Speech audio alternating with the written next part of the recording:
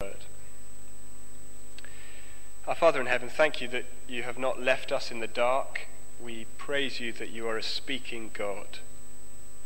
We thank you for this, your word, and we pray that you'd help us to put aside the distractions of life and to listen to you and to respond to you. And we ask it in Jesus' name. Amen. If you're making a special visit to... Hold on one second. There we go.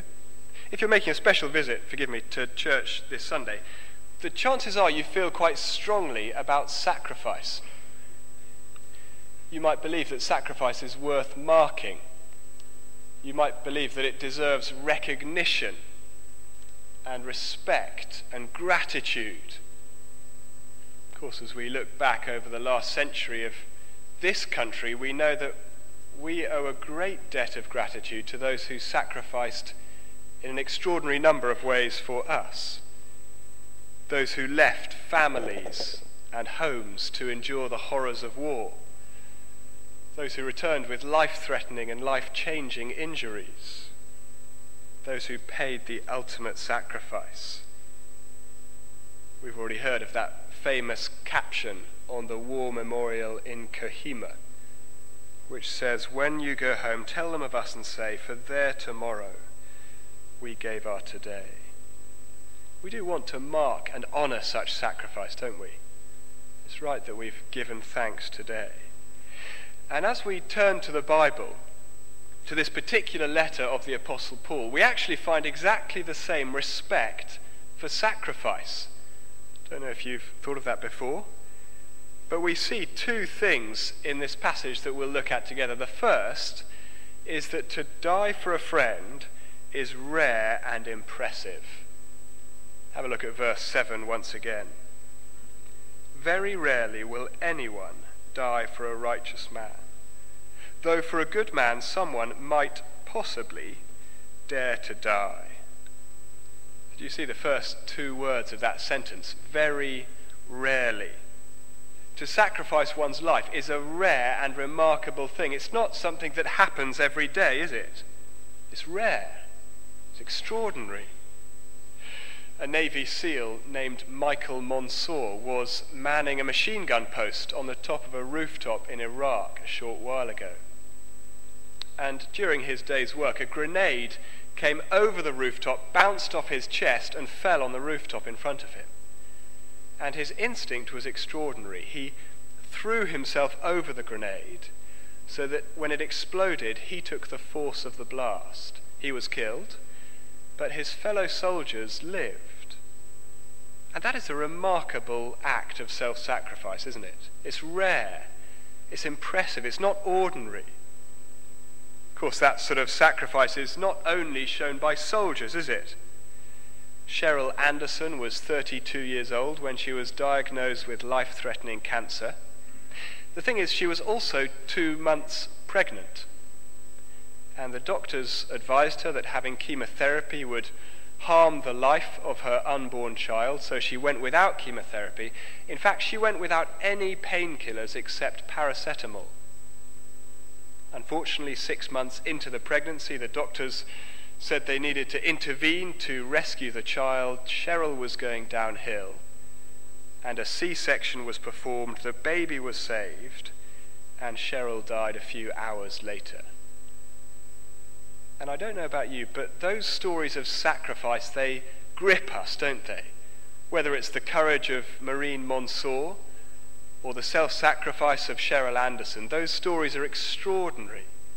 They're powerful, they're humbling. Why is such sacrifice so impressive, do you think? Why does it move us like that? Isn't it because that you and I know that sacrifice, all sacrifice, is painful? Even a small sacrifice. Because sacrifice is saying, I will suffer so that you can benefit. It's saying no to me and yes to you. And I find that hard in the very small ways.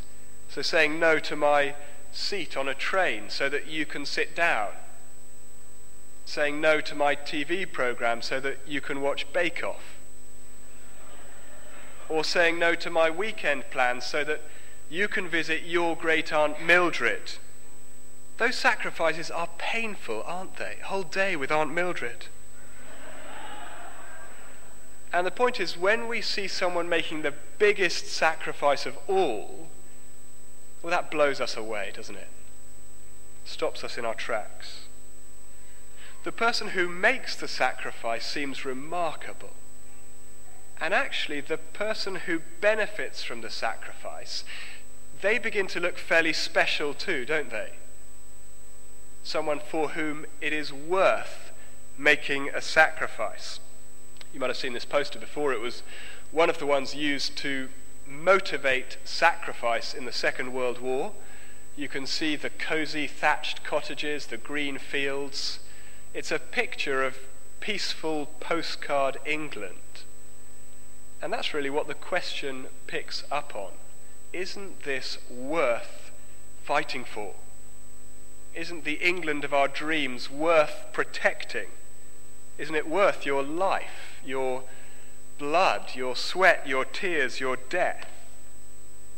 It's actually very similar to the thrust of verse 7 in our passage. Have a look there again. Very rarely will anyone die for a righteous man, though for a good man someone might possibly dare to die.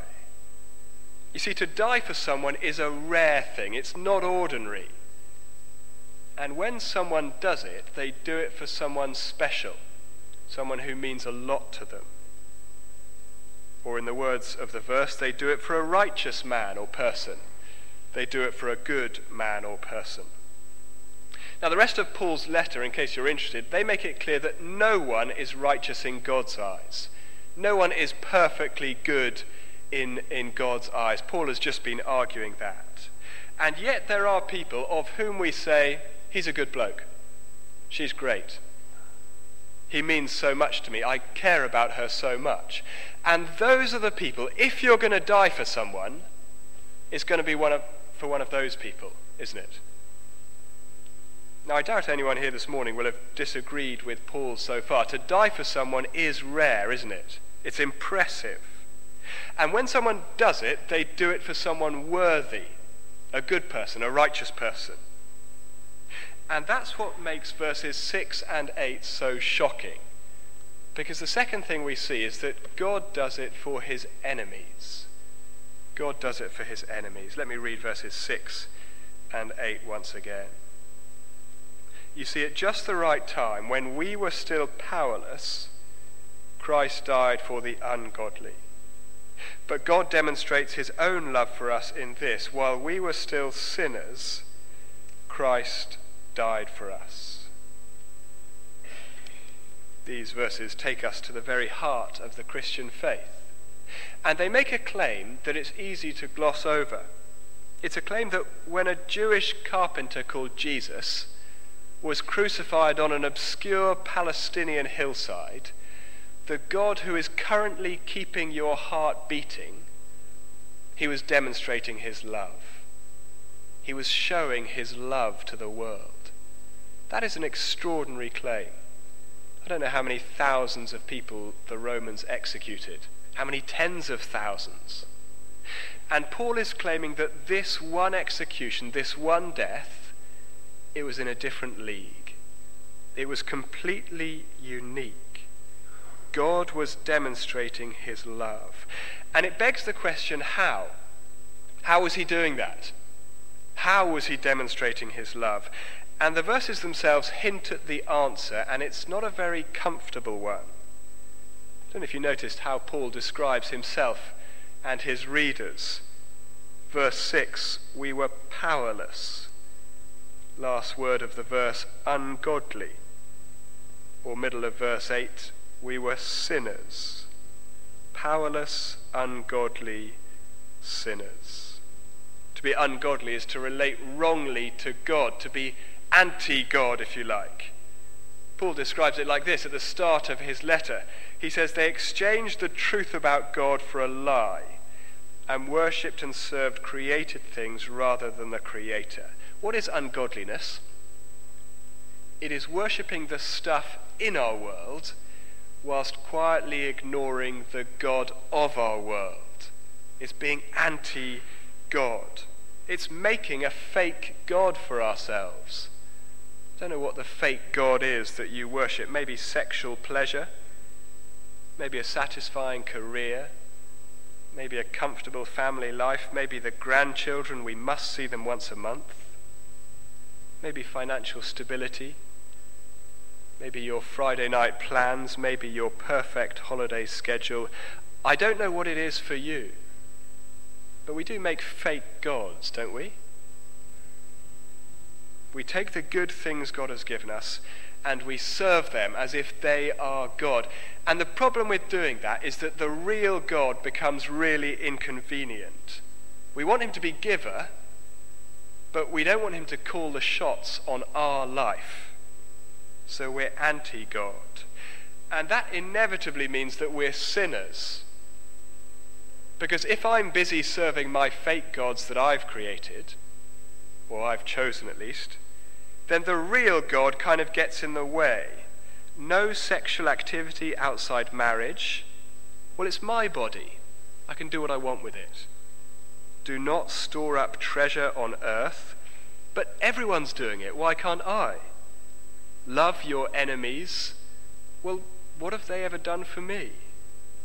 Anti-God, ungodly sinners. And the last word used for us is powerless. Powerless to turn from our anti-God attitude, and powerless to avoid, therefore, the judgment that we deserve. If the brakes on your car have ever failed, you'll know how unnerving and frightening it is to be rolling into danger, to be hurtling towards something and unable to stop. And that is how it is for us and God's judgment. We are roaring down the tracks, unable to apply the brakes. Because of the way that we've lived, we're on a collision course with God, and we deserve an eternity of his judgment. Powerless, ungodly sinners. It's not a flattering picture. You won't hear it on Radio 4 Thought for the Day. And yet I want to suggest, if we're willing to begin to admit that this might be true of us, if we're willing to peel off the mask that we show to other people and think about what we're really like, then the death of Jesus begins to look astonishing, begins to look extraordinary, it begins to look beautiful. You see, the Jesus who died is the God against whom we rebel. Twice in these verses, Jesus is called the Christ. It's not a surname, it's a title. He is the eternal, everlasting King, the one who is promised throughout the Bible, the one who will bring God's perfect and liberating rule. That's who Jesus is. And as he walked on the earth, he proved that he was God. He healed the sick, he raised the dead. If you've never read as an adult one of the Gospels, pick up the Gospel of John from the back. It cries out that Jesus is God. Don't believe that nonsense that he was just a good man hyped up by his followers. He is God. And the thing is, he died for the anti-God people. He died for us. And you might well ask, what does that actually mean? When Michael Monsoor dived on that grenade, we know what it meant for him to die for his fellow soldiers. It meant absorbing the force of the grenade. And when we say that Cheryl Roberts died for her daughter, it means that she absorbed the cancer without chemotherapy. What does it mean to say that Jesus died for sinners? It means that he absorbed the judgment of God that I deserve. He died a death standing in my shoes, punished in my place. Listen to this prediction of Jesus' death, written 700 years before it happened. He was pierced for our transgressions. He was crushed for our iniquities. The punishment that brought us peace was upon him. It was as if God the Father funneled all of his anger at my sin onto the person of the Lord Jesus. In fact, as if he funneled all of his anger and judgment against all of the sin of his people onto the person of the Lord Jesus. And so Jesus died in my shoes. He'd lived a perfect life, and yet he was punished as a sinner. His death was a swap which rescues, not just a good example for his people to follow, not just another brutal whim of a Roman prefect. He died as God's rescue plan, the rescue God had been promising for centuries. To die for a friend is rare and impressive, but God does it for his enemies. That is shocking, superhuman love. Can you imagine a British soldier taking a bullet for a Taliban fighter? Can you imagine a man dying for his wife, having caught her in bed with another man? Can you imagine a Kurdish refugee dying for President Assad? You say, of course not. People don't die for those who hate them. But Jesus did. He was God. And yet he died for the ungodly. And as he rises from the grave 3 days later, he offers everlasting life to anyone who would trust in him. A life which begins now as we trust and follow him and know him as our King, but a life which continues for the next 10,000 years and the next 10,000 years after that, in a perfect place, free of all suffering and death. No more war. That is what Jesus is offering. Where does that leave us this morning? Well, if you are a follower of Jesus, let these verses assure you and reassure you of God's love for you. You might have been a regular member of this church for 30 years. You might be a member of the PCC, a home group leader, the most regular helper at creche or explorer club or ladies' lunch connection. But the thing is, it is so easy to slip into thinking that my standing with God depends on my service of him. So if I've read my Bible this week and said my prayers and tried to speak to someone else about Jesus, then maybe, just maybe, I can trust that God loves me.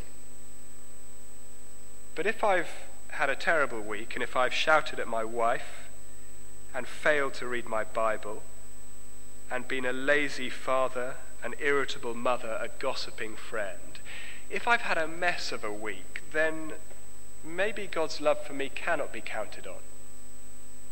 I wouldn't dream of coming to the prayer meeting tomorrow night because God would never listen to me. I need to work my way back into his good books. I need to get back on an even keel. Then maybe I can trust that he'll listen to me. It's so easy to live like that. And yet it is not the Christian faith. The timing of Jesus' death changes everything. It's in the timing. You see, he didn't die for you when you'd proved that you could crank out the odd good week here and there. He died for you while you were still a sinner. He died, verse 6, when we were powerless. Powerless to impress him, powerless to change our situation, powerless to win his favor.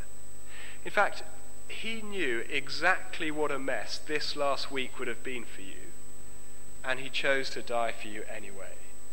Not because one day you'll be a particularly impressive servant of his, but because he loves you, full stop. That is the motivation that took him to the cross. It depends on God's love. What a liberating thought that is, but how often I need the reminder. On the other hand, if you're not a follower of Jesus, let me suggest that these verses pose a question to you. Will you ever benefit from Jesus' death? Will you ever benefit? If you're born in this country or if you emigrate to this country, you automatically benefit from the death of thousands of soldiers over the years. You might not recognize that, but it's true. But Jesus' sacrifice doesn't work like that. It's not automatic. You don't benefit just because you're born in a supposedly Christian country, or because you're baptized as a baby. You benefit, the Bible says, as you believe.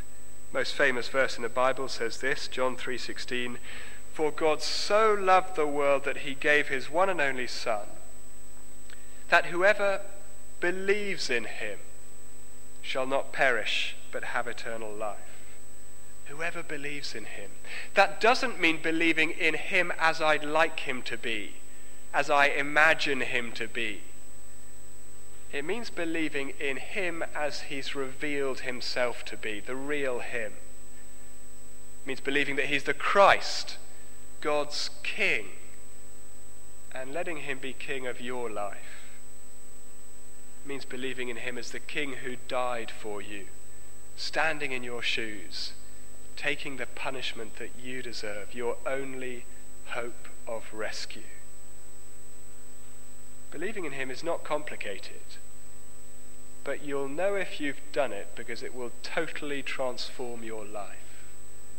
It will turn your life the right way up and produce changes all over the place. It's not complicated.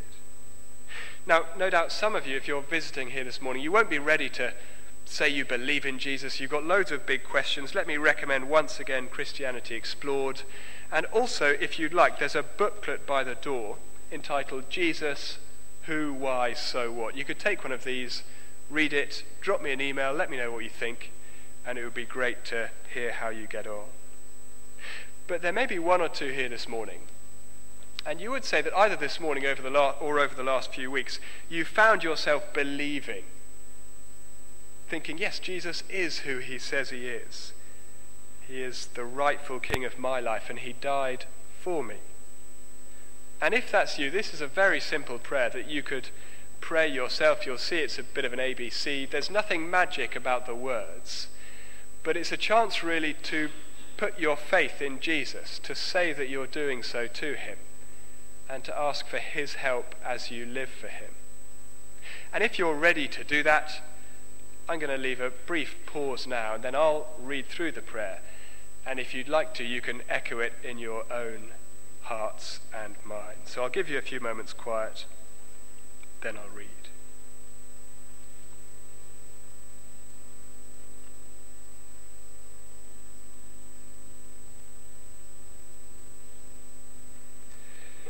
Lord Jesus, I admit that I've tried to live without you.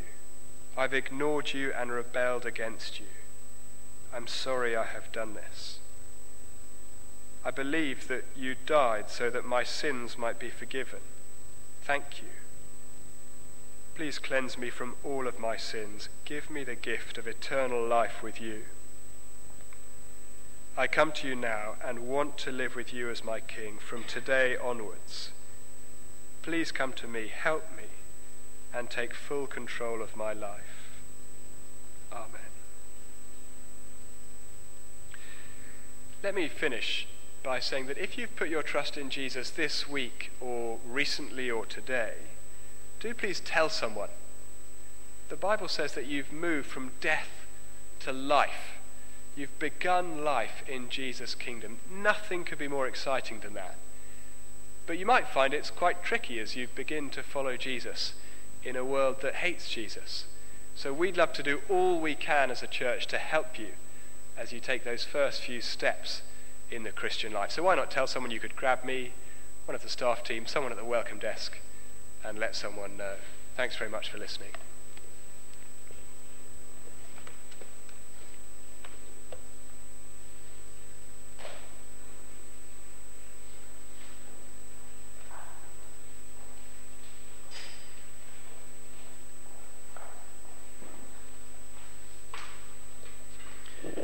Thank you very much, Sam.